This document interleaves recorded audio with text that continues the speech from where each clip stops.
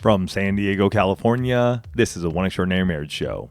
Where being busy is overdone, romancing is fun, and scheduling sex has taken the guesswork out of wondering when you're going to get some.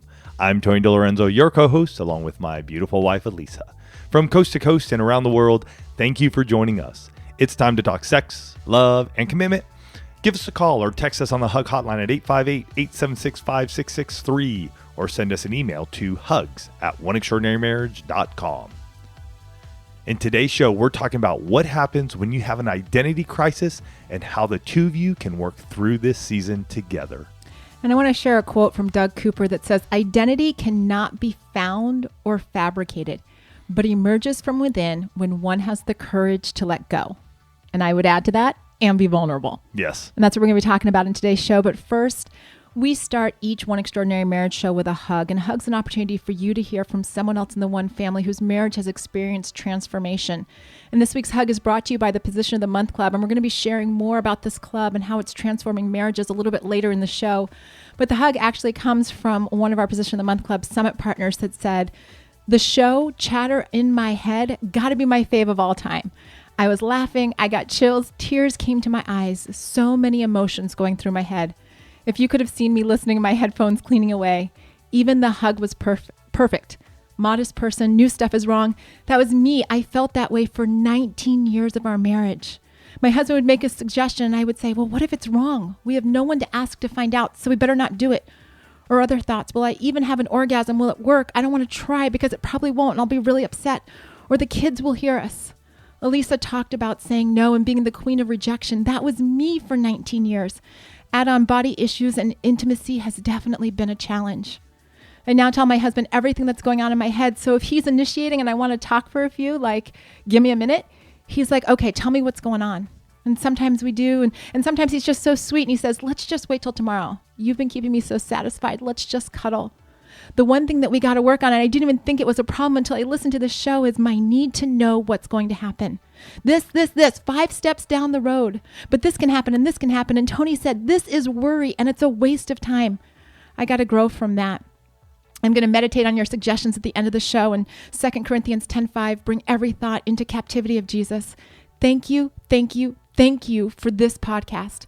I'm so thankful for you both and for the healing you have given me and continue to give me. I love it. And that episode, you know, what an amazing one to have. And I will say that episode came out that night. Elisa and I, it's a Tuesday and we're going to have sex because in the intimacy lifestyle, if you don't know about the intimacy lifestyle, you can go to oneextraordinarymarriage.com/140. We talk about scheduling sex. And it was that night I'm making the moves, because it's my last night to get to initiate, and all of a sudden, and this doesn't happen often, but all of a sudden, I just hear footsteps a lot. There's like a lot of just sort of rustling going on with our kids, and boom, the chatter in your head. What's going on? What are they doing? Are they going to come knock on the door? Bop, bop. All this started coming, and I had to even remind myself, Tony, be in the moment. They're old enough. If they do knock on the door, they'll knock. We can put something on and we can answer the door. But right now, I'm going to stay focused here with Elisa. Absolutely. And if you haven't listened to that show yet, you can go to oneextraordinarymarriage.com/512. And just as a side note, because so many of you do have kids, little PSA, lock your bedroom door. It gives you that pause to be able to answer it when they knock on the door and you know, get in that space and not have them just walk in for no reason. Jumping into today's show, as Tony said, we're talking about identity crisis. And I want to just start with a basic definition. An identity crisis is a period of uncertainty and confusion in which a person's sense of identity becomes insecure, typically due to a change in their expected aims or role in society. And I could even add on to that, maybe role in family, role in the couple, role, you know, amongst their community, because as we're talking about identity crisis in marriage, I mean, that's really what happens. And, you know, this show, it's interesting that we've actually never talked about identity crisis because we've made mention a lot of times over the years about the fact that Tony hiked the Pacific Crest Trail. And for those of you who don't know, 19 years ago, I took a sabbatical, and I hiked from Mexico to Canada on the Pacific Crest Trail. It took me 4.5 months, and it was an amazing adventure seeing the West Coast from California, Oregon, Washington, and just into a bit of Canada. And a lot, I mean, for those of you that don't know, that was pre-kids, because we were 3 years into our marriage. We celebrated our 4th wedding anniversary. Celebrate might be a loosely used term. You mean after? Right after. Oh, yeah. I'm not sure we were actually celebrating much because we were in a really bad spot. This was pre-cell phone, so I didn't have access to Elisa, nor did she have access to me for days on end. I had some little, it was called, I forget what it was called. Pocket mail. That was it. And I could type like I could journal in it, and then I could get up to a payphone and I could transfer that information via, it would beep and boop and bop and all that stuff, and on a payphone, and I would be able to send that to an email. So I'd send it to Elisa so she could have all that information. But the only way we were able to touch base with each other was via a payphone. Or if I was in a trail town and there was a trail angel and they would let us use their phone, they'd allow us to call loved ones. Sometimes we would actually miss each other because Elisa was, again, pre-cell phone. So if she wasn't at her desk or she wasn't home and I called and she wasn't there, we'd miss each other. So we'd go another 3 or 4 days before we would talk again. And I hope you caught the language that Tony used as he started talking about this. He talked about taking a sabbatical. Right here, he was at that point in time, he was 27 years old. We were making good money, but our lives and our marriage weren't so good, and we'd been hiking the summer before, and Tony's like, I want to go on an adventure. And Tony's brother has a genetic. Well, hold on. The summer before, we were actually in the Sierra Nevadas, and we were hiking the Ray Lakes Loop. It's a 40-mile loop that goes in. It starts in Kings Canyon and it comes out of Sequoia. You hit a high point of Glen Pass at like over 11,000 something, 11,200 feet, something like that. And when you're on that piece right there, when you're on Glen Pass and even before and after it, you're on the Pacific Crest Trail. So if you look south, that trail goes all the way to where California and Mexico meet. And if you look north, it goes all the way into Canada. And so I remember just being there going, I'm going to hike this trail. I'm going to hike this trail. Well, and so Tony starts, we just start having this discussion because when you're out in the wilderness, you got a lot of time to talk. And, Tony was trying to figure out, like, how does this work? Right? Like, how do I take this much time? Because at 27, well, at that time when we were first talking about it, he was 26, we're in a place where life is pretty good. I mean, like, if you looked at us from the outside, we were making good money for, being in our late 20s. We had the cars, we were, life looked good. But the truth of the matter is that underneath the facade, 2-3 years into marriage, things weren't so good. And it wasn't until we actually even started digging into the show that words like, I'm going to take a sabbatical. Right. And we started unpacking that word because we have always attributed this hike to being like this noble thing. Right. I mean, good grief. The guy hiked over 2,600 miles. I mean, that's a monumental feat. He did it as a fundraiser for the Thalassemia Foundation, which Tony's brother, Paul, has a genetic blood disorder. And so we had partnered with them to do this fundraiser to bring awareness. And so there were all these really, really good things wrapped around this hike. But the truth of the matter was that our marriage was not in a good spot. Yeah. And I wasn't either. I mean, if we go back to that definition of identity crisis, uncertainty and confusion in which a person's sense of identity becomes insecure. And I would say at this time in my life, having left college, started into my trade, I had learned my trade, and here I was working. I liked it, and yet there was this sense of like, who am I? There's an insecurity about who I was and what I was going for and the expected aims or even my role in society at that point in time. So there was some foundational cracks beginning to happen in me, and I didn't understand them nor recognize them. And for me, my outlet was that hiking. Oh, I am going to be doing something good. Absolutely. And, as we look back, the questions that weren't being asked, but that were sitting there under the surface was, is this as good as it gets? Right? If this is what marriage is going to look like, where, it's kind of still, Well, I was asking that of my life. I don't know if I was asking that of the marriage, but I know personally I was asking that of my life because I was sitting there going, I'm 26, 27. And if this is all that life has to offer, then I need to go figure something else out. That's truthful, because I remember being in that place. Absolutely. And, so Tony took a break, literally took a break. And a lot of people asked her, like, did you go? No, I did not go. That is not my idea of like a really good time, or even a pseudo good time. It was a good time, though. It was a great time. It was the right thing for you. Yeah. And it was, you got away, but there was definitely, like, we can look back now and we know that wasn't a full-fledged identity crisis. Oh, yeah. Right. And so instead of maybe getting into drugs or women or other things like that, I mean, it is, if your husband's going to go do something, go hike for, 4.5 months and 2,700 miles. Because everybody looks at that and they're like, wow, Tony, that's amazing. And, Tony isn't the only one that's had to deal with this. Right. I've dealt with this at different seasons where, I suddenly found myself, not suddenly, I mean, it took 6.5 years to, be a mom. And, all of a sudden I'm like wrapped up in kids and I'm always somebody's mom. And what does that look like? And where am I as a woman? And, we asked all of you, and 68% of the one family responded to an IG story last week. The question was, have you ever had the thought, I can't believe that this is all there is, whether in life or in marriage? And 68% of you said, yes, I've had that thought. And again, another 68% said that they felt like they've lost themselves in their marriage.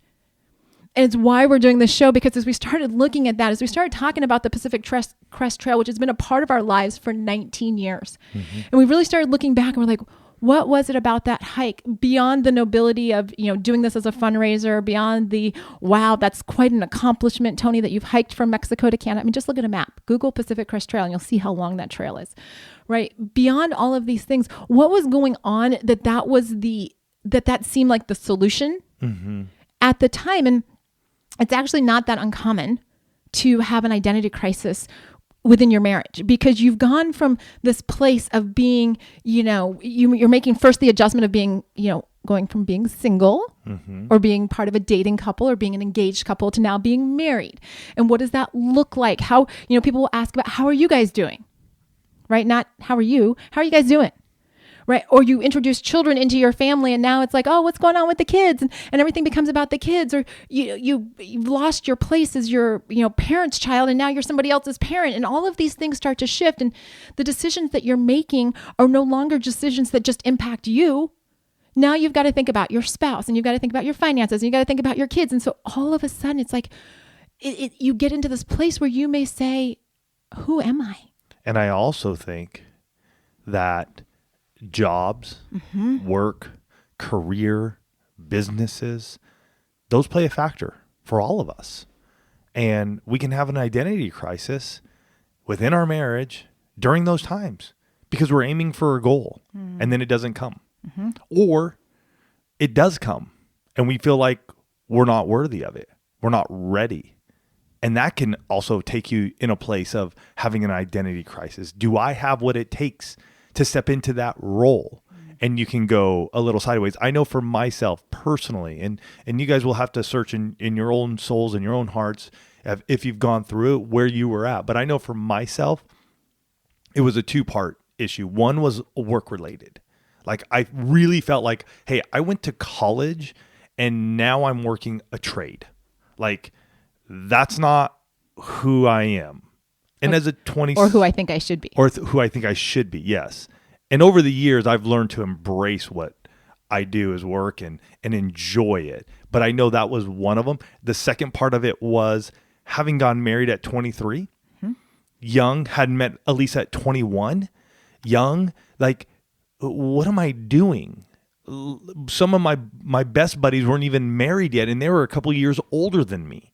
And so there was this like, am I missing something?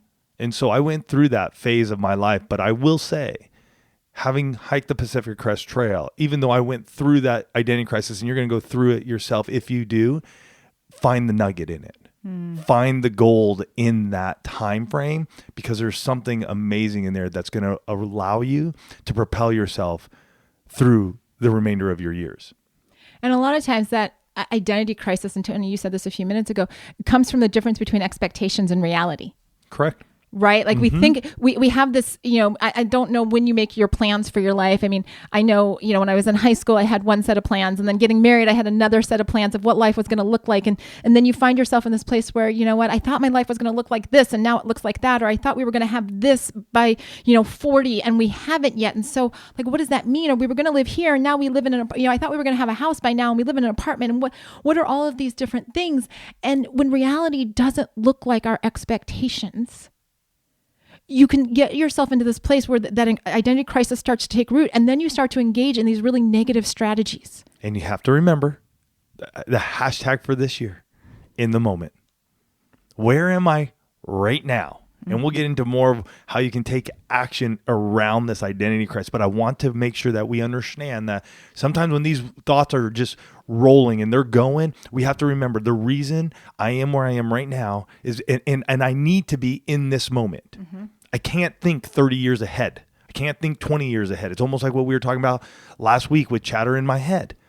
Can't allow that to take you out of your game and where you are right now. Because when you're in the midst of an identity crisis, some of those negative strategies that you all shared with us, and I will raise my hand and say that I've engaged in pretty much all of these, right? It's pulling away, that whole withdrawing from your spouse, from your community, just, really retreating into self. It's giving ultimatums. As one person said, we either need to figure this out or I'm going to leave. Very much like the conversation I had with Tony. I'm looking for divorce attorneys. I love you, but I can't live like this. Some of you just get into this place where you just grin and bear it, right? You're like, I can't say anything. I don't feel like I can affect change. I'm just going to suffer in silence, or maybe not so silent, because some of you, tend to be a little bit more vocal when you're upset. That always, whenever I see the grin and bear it, I always think of Madagascar, the penguins. Smile and wave, boys. Smile and wave. Right. And that's what that's a grin and bear it to me. It's sort of like, hey, we're going to smile and we're going to wave. Hey, it's all good. You'll shut down, you'll cry, you'll just almost go into a depressive state. And, it's amazing when we can look back, in our case, 19 years ago, and have the hindsight of the last 11 years and to see that was, at 27, if somebody had told Tony he was having an identity crisis, I think he probably would have laughed in their face, been like, I'm 27 years old. Right? Or some of you may be 37 or 47. And you're like, no, that's not me. But when we start to look at it, right? When we start to look at these things and say, okay, you know what? What am I struggling with? Right? Is it my job environment? Is it what's going on between the two of us? Is it stuff going on with the kids? Is it our finances? All of these things can get wrapped up in your identity. Right. And so it's looking at this place of saying, you know what, I am being faced with an identity crisis, and maybe it's not happening to you right now. Right. Maybe this is something that you've gone through. And I'm not going to speak it into your future, but I want you to know that if it shows up, this is going to be the show that you're going to come back to. Because you're going to be like, oh my gosh, they talked about it. Or if you've been there and you're like, wow, maybe I haven't fully healed from this. Maybe we're in that grin and bear it stage. Maybe I've just been suppressing stuff. I want you to remember that when you're faced with an identity crisis, you have two options. There's always two options, right? I mean, we always are in a place of two options. And one is to go down that road of the negative strategies, the ones that we just talked about, the pulling away, the giving ultimatums, the grin and bear it, the suffering in silence, like all of that. You can go down that road, right? That's, you have free will. It's your choice. Or you can choose to actually shift gears. Right? Like I think about when we had the identity crisis in our marriage, like, are we going to be roommates for the next 16 years? Or are we going to dramatically shift gears? We could have just been still being roommates. You would not be listening to us now.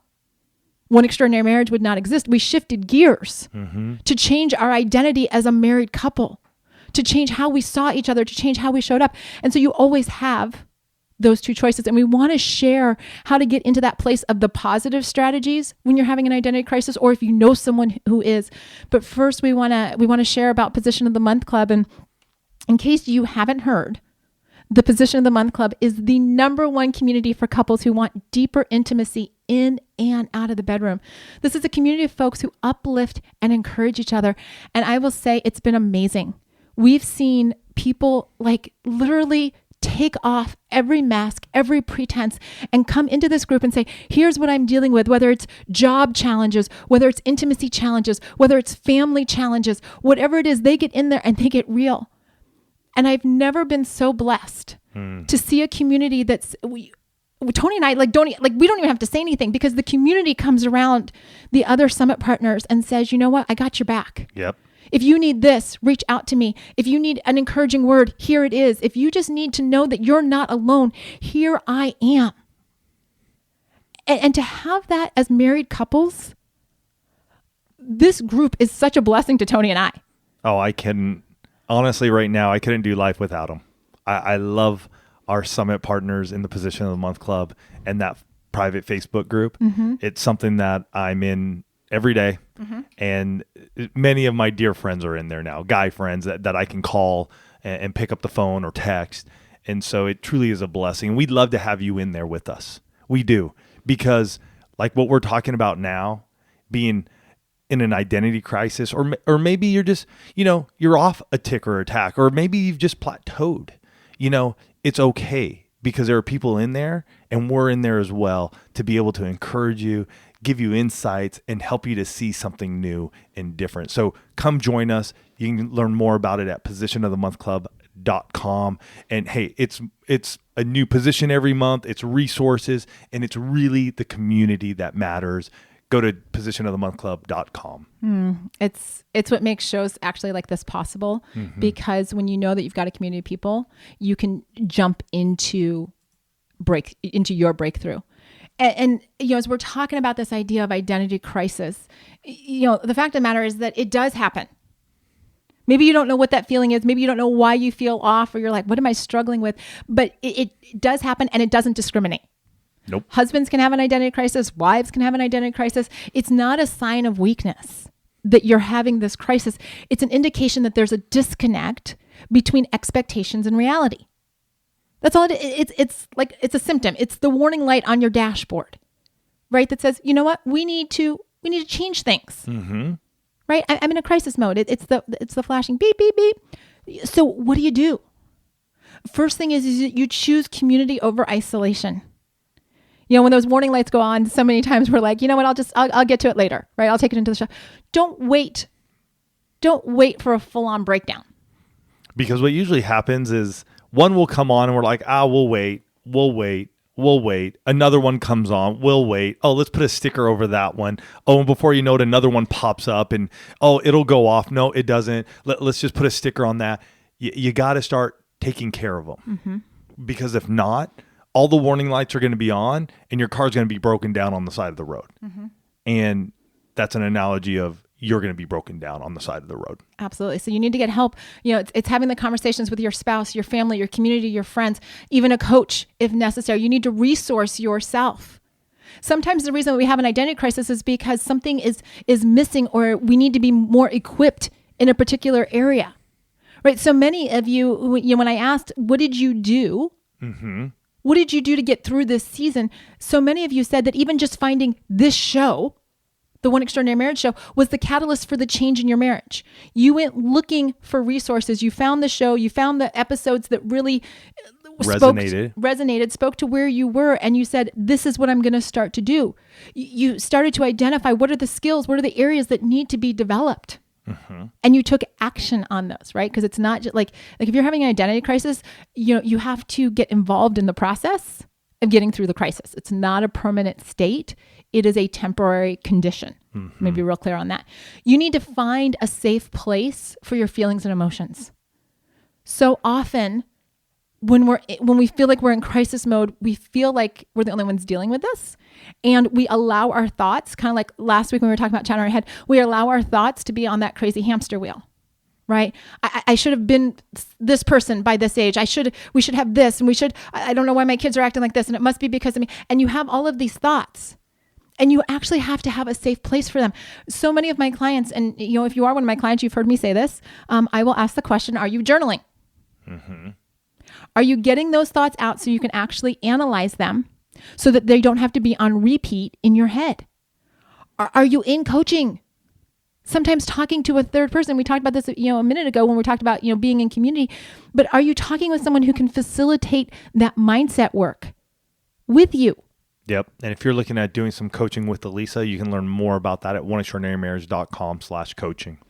Another strategy you all shared was to get moving, right? When we're in crisis mode, when you're having an identity crisis, it's easy to just sit and stew over it, right? Like to get into this place where, you know what, I think I'll feel better if I just sit and binge on the latest Netflix series.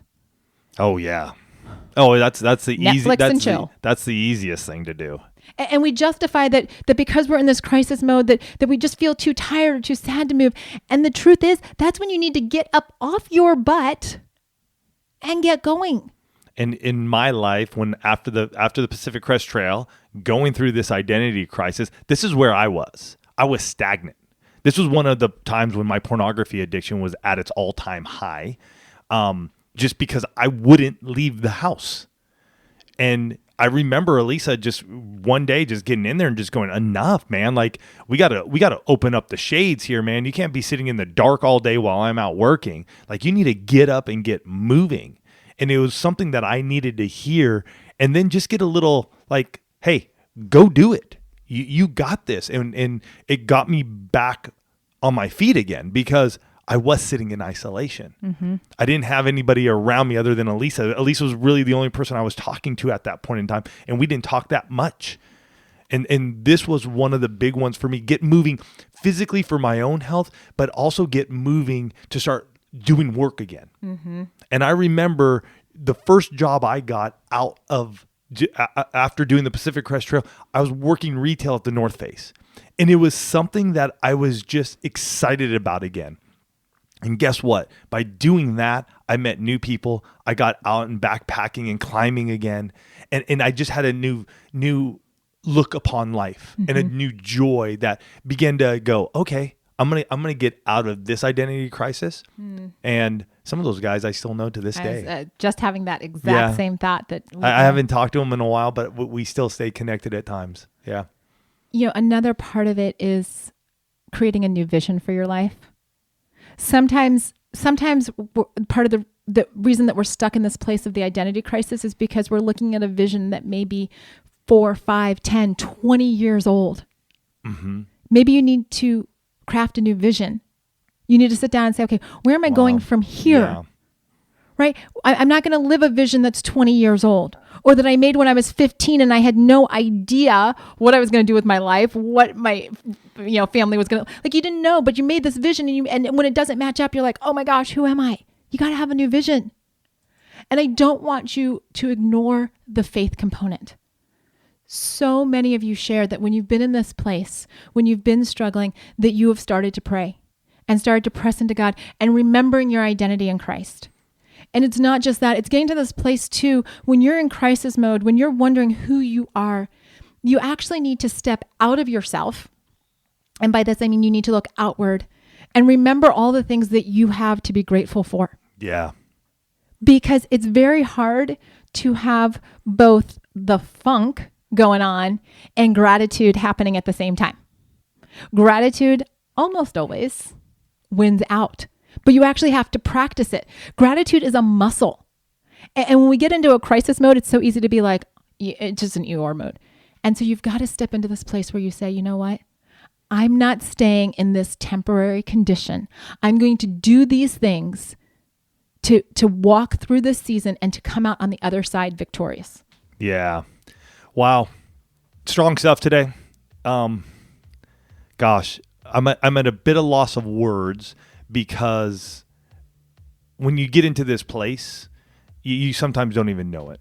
Mm-hmm. And we hope and we pray that this episode will be one that will get you out of that place, that will allow you to see that you are more than enough, and that you will have an amazing life and an amazing marriage. We've seen it ourselves, and we've seen it with so many others here in the One Family. So really, I want to press upon you guys here. If you've gone through one and you haven't really cleaned up everything, make sure you clean it up. If you're in one, then let's get going and let's get moving. If you know somebody who is, be it your spouse, a friend, a pastor, anybody who may be around at work, share this with them.